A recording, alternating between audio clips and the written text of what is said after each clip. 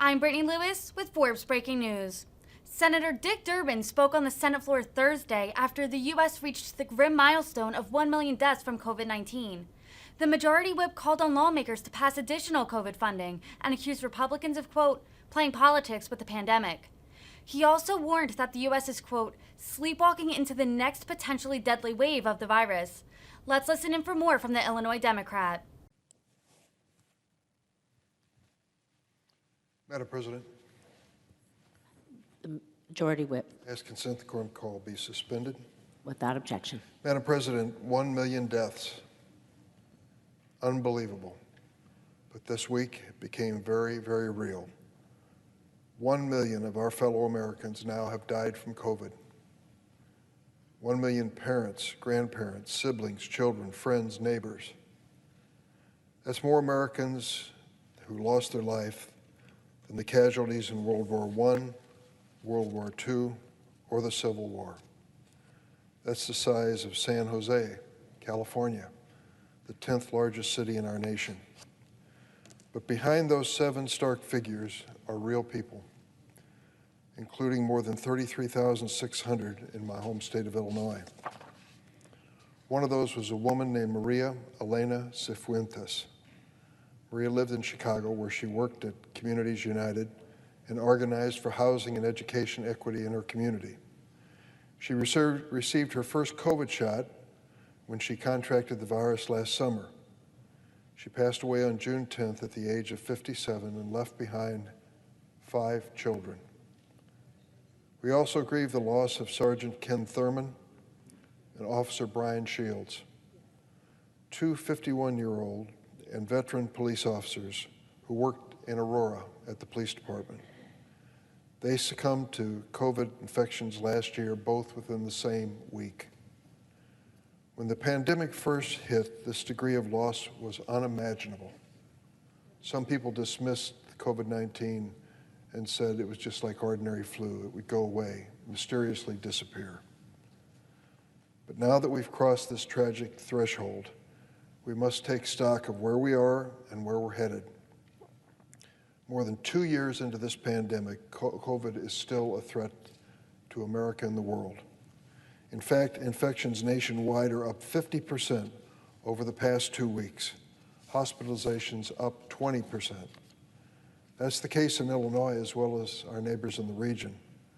The Commonwealth of Kentucky, home of Minority Leader McConnell, has the highest COVID death rate in the country over the past week. The one thing worse than being swamped with another wave of COVID cases is being caught unprepared.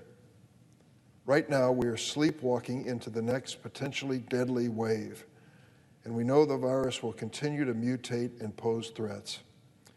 We need to learn from our 2 years of experience with Delta, Omicron, and act now to be ready, be prepared.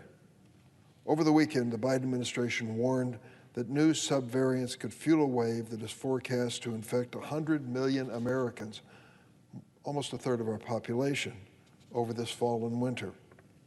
Yet last week, Health and Human Services Secretary Becerra testified at a Senate Appropriations Committee that, quote, but in order to be ready for that, we have to start purchasing today. That's what Secretary Becerra said.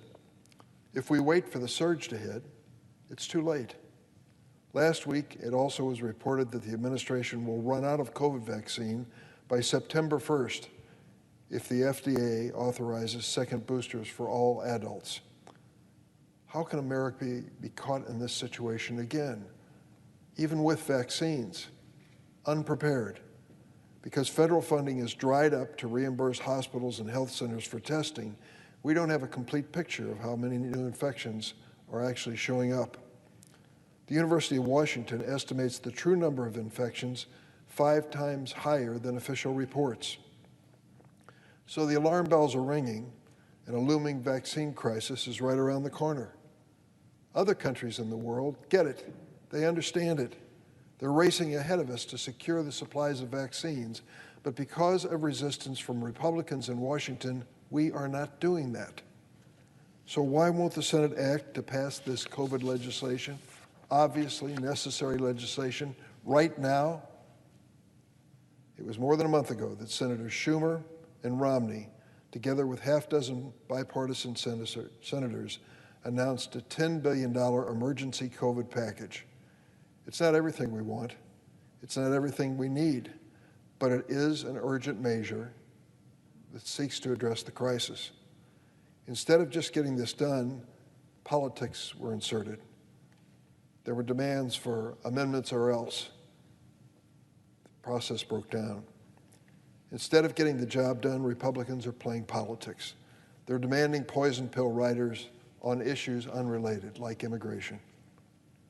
With summer approaching, Americans are eager to keep the face masks off for good and move past the pandemic.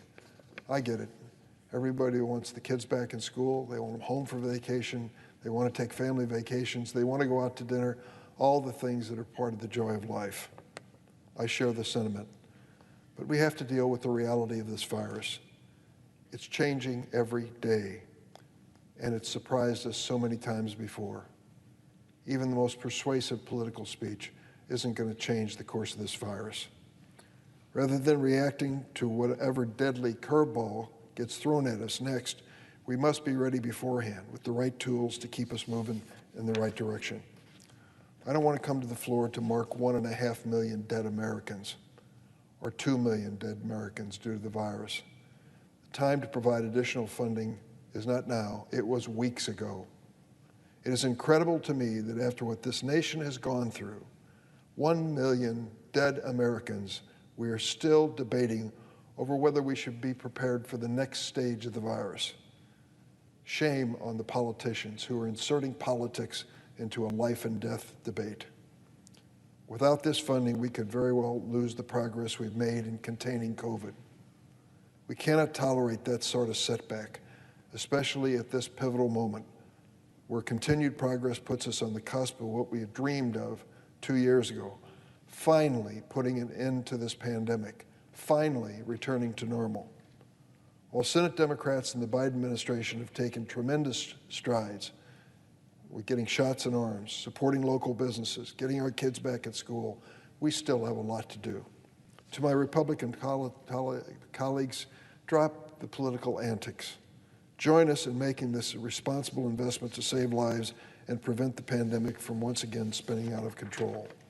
We know a new wave could be coming, and we need to sit down and face this public health issue for the reality that it is. Let's not waste time with irrelevant anti-immigrant rhetoric. Let's do something that helps the American people and work together to drive America's recovery forward.